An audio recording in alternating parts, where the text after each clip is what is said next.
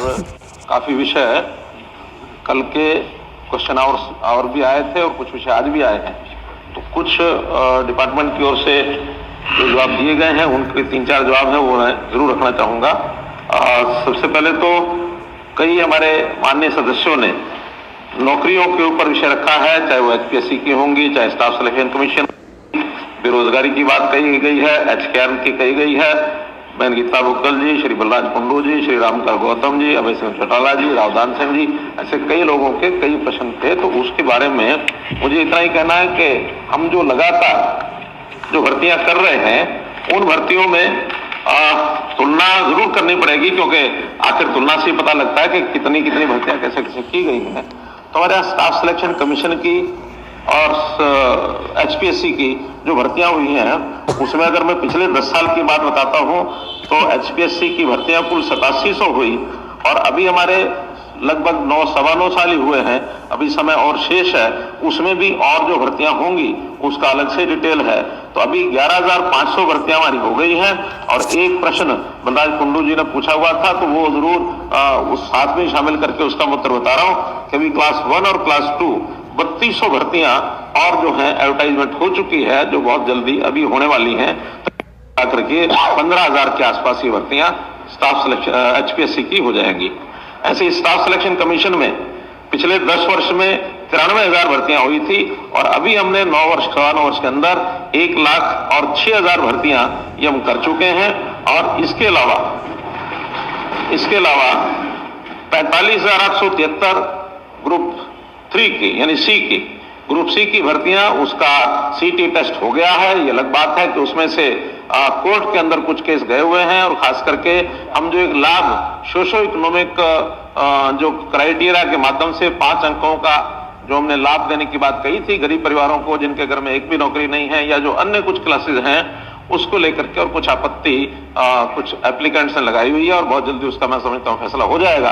तो 48,873 तो group C की भर्तियां होंगी और ऐसी ग्रुप डी का अलग से सीट हुआ है और उस ग्रुप डी में एक प्रावधान है कि जब रिजल्ट आएगा, क्योंकि वो भी लगातार 3 साल के लिए रिजल्ट निकाल के रखा जाता है, 3.5 लाख के लगभग लोग उसमें पास हुए हैं, उनका कोई इंटरव्यू नहीं होना है, केवल रिजल्ट के आधार पर ही उनकी जो नियुक्तियां हो जाएंगी, जो भी उसमें क्वालिफाई करेंगे मेरिट पर आएंगे। उसमें प्रावधान ये निकालना होगा उस समय हमारे पास कितनी रिक्वेशन देंगे उसके हिसाब से और वो भर्तियां होंगी। चीफ सेक्रेटरी ऑफिस ने वो रिक्वेशन देनी है। अभी तक चीफ सेक्रेटरी ऑफिस में डिफरेंट डिपार्टमेंट्स की ओर से 13,657 भर्तियों की रिक्वेशन तो जा चुकी है, लेकिन मुझे लगता है कि रिजल्ट कुछ समय के बाद आएगा, तब तक 1,500-1,500 और भी रिक्वेशन आ सकती है।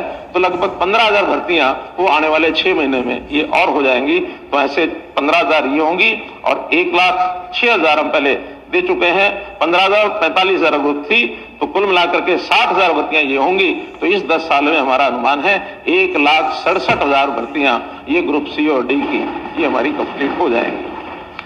इसके अलावा HKRM का जो विषय आया है, इस HKRM के बारे में भी तरह तरह के भ्रम ये फैलाए जा रहे हैं। मैं जरूर सदन के माननीय सदस्यों को बताना चाहूंगा कि HKRM का मुख्य कारण बहुत जगह से डिमांड आती थी कि ठेकेदारी प्रथा को समाप्त करो, ठेकेदारों के माध्यम से सभी डिपार्टमेंट्स और जो है भर्तियां थे, जहां कहीं आउटसोर्सिंग जरूरत पड़ती थी, आउटसोर्सिंग पार्ट 1 पार्ट 2, लेकिन उसमें बहुत सी अनियमितताएं हमको ध्यान में आती थी, क्योंकि जितनी संख्या वो मंजूर करा लेते थे इतने लोग भी कई बार होते नहीं थे और सैलरी उतने ही निकलनी, मर्जी से रखना, और जितने लोगों को रखते थे उसमें भी कहीं ना कहीं उनकी कमीशन ये तय होती थी। और उसकी जो बहुत शिकायतें आने के बाद उन सबको समाप्त करके हमने हरियाणा कौशल रोजगार निगम ये एक सरकारी प्लेटफॉर्म बनाया है। चीफ सेक्रेटरी की देखरेख में ये सब चलता है। जितने पुराने लोग थे उनको ऑप्शन दी गई थी कि अगर वो उसी व्यवस्था में बने रहना चाहते तो बने रहें, अगर HKRM में आना चाहें तो उनको पोर्ट करेंगे। तो ऐसे अधिकांश लोगों ने और अपनी सहमति दी थी। 1,05,728 ऐसी मैन पावर है ये दूसरे भागों से पोर्ट की गई। और अलग से जो डिमांड आई थी उसमें 12,885 ऐसे नए लोगों को भी उसमें HKRM में रखा गया है। और जो नए लोग रखे जाते हैं उसके अंदर पारदर्शिता से बाकायदा सभी जो कैंडिडेट्स होते हैं उनको उनका पैरामीटर क्या है, मेनली परिवार की इनकम जिसकी कम होती है उसको हम कम ज्यादा देते हैं ताकि गरीब लोगों को ये आउटसोर्सिंग की ये प्राइवेट नौकरी मिल सके। ऐसे ही उनकी शिक्षा, ये उसका दूसरा पैरामीटर होता था। स्पेशल स्टेटस परिवार का है, हमारी कोई बहन विडो है, विडो का बेटा है, कोई दिव्यांग है, तो इस नाते से एज का भी क्राइटेरिया उसमें रखा था कि अगर एज 28 वर्ष से और 34 वर्ष के बीच के अंदर है, 35 वर्ष के, वो एक आयु ऐसी होती है जिसमें तुरंत कुछ ना कुछ काम उसको मिलना चाहिए। इस एज वर्ग को वरीयता दी जाती थी। जिस ब्लॉक में नौकरी करनी है उसी ब्लॉक का व्यक्ति होता है तो उसको भी वरीयता दी जाती है, ताकि ग्रुप डी का व्यक्ति थोड़ी सैलरी में बहुत दूर अगर चला जाएगा तो उसको कठिनाई होगी। कुछ ऐसे उदाहरण आए हैं कि रहने वाला नजदीक यहाँ का है और उसको नौकरी शायद 150-200 किलोमीटर दूर उसको मिली है। कारण क्या है कि उस समय उसका जब ऑप्शन की बात आती है तब तो उसको लगता है कि क्योंकि नौकरी मिल रही है तो दूर की भी सिलेक्ट कर लेता है।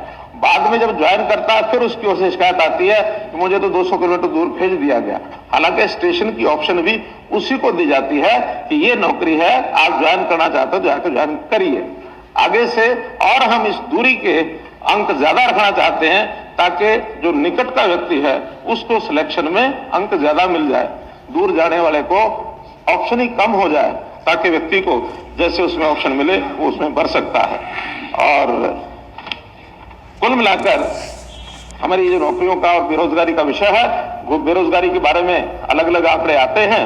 उन आंकड़ों के बारे में हम अपनी आंकड़ों की पुस्तक खोल के बैठते हैं और हमारे विपक्षी मित्रों की आंकड़ों की पुस्तक अलग होती है। CMIE एक संस्था है जिसकी आंकड़ों की पुस्तक वो बदलती रहती है। अलग बात है कि एक बार सितंबर में उन्होंने कहा कि हरियाणा में बेरोजगारी सिर्फ 2% है, बाद में बढ़ा करके उन्होंने 28%, 34% कर दी, 34 के बाद फिर 28 आ गई। मैंने देखा नहीं है, ऑथेंटिक जानकारी नहीं है, लेकिन मुझे किसी ने बताया है कि भी पिछले महीने नवंबर की उनकी जो आंकड़ा हरियाणा के बारे में आया है फिर से 8% आया।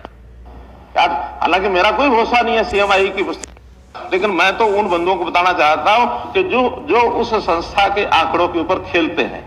हमारे पास एक एक व्यक्ति का बेरोजगारी का डाटा है, सेल्फ डिक्लेयर्ड डाटा, क्योंकि परिवार पहचान पत्र में हम सामने वाले को कहते हैं कि क्या काम करते हो, बेरोजगार होता तो लिखवाता है कि मैं बेरोजगार हूं। 18 साल से लेकर के और 58 साल तक की आयु के जो लोग अपने आप को बेरोजगार कहते हैं उनका आंकड़ा हमारे पास 7% के आसपास चलता है, कभी आधा % ऊपर होता है।